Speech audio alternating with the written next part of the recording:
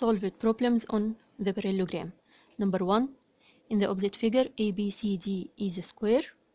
measure of angle AOD ب 70. كل حاجة موجودة على الرسمة. الانجل AOD الميجر بتاعها ب 70. find the measure of angle AHC الانجل اللي تحت AHC اللي عليها علامة question mark. ال AHC equal كام؟ هو مش ال ABCD square وال BD diagonal فيه؟ معنى كده ان الدايجونال bisect الفيرتكس انجل اللي فوق هيخليها لي 45 و 45.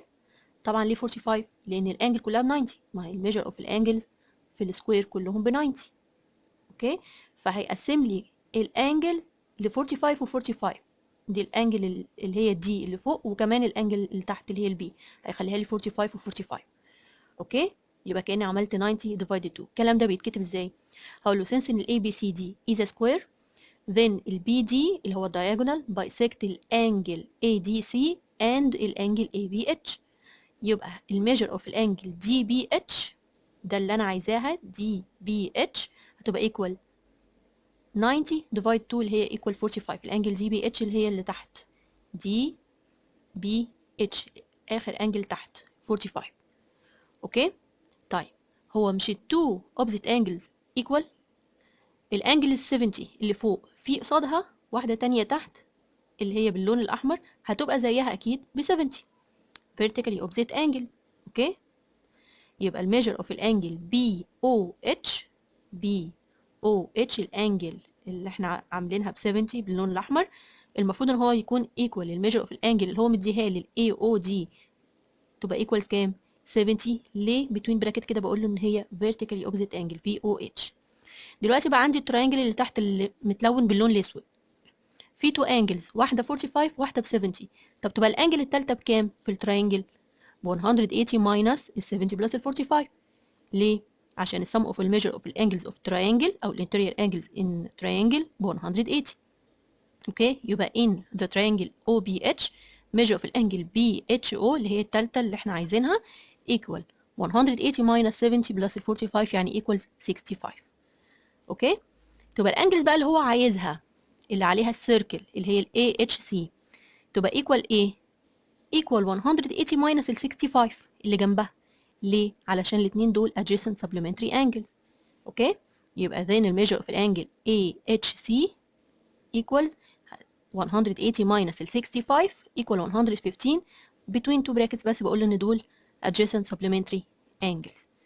اوكي، يعني ده straight line او line segment يبقى السم اوف الميجر اللي حواليه ب 180.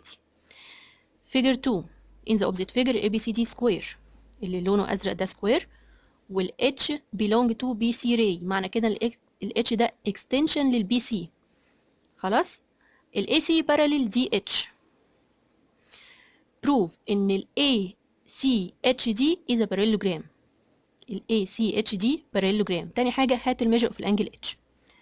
اولا عشان اثبت ان هو parallelogram لازم يكون في عندي two conditions ان كل two opposite sides parallel. انا عندي two بس هما اللي parallel اللي هو الجيفن اللي مديهولي ال AC parallel ال HD. ده اول حاجه. انا عايزه بقى اثبت ان ال AD كمان هو parallel لل HC.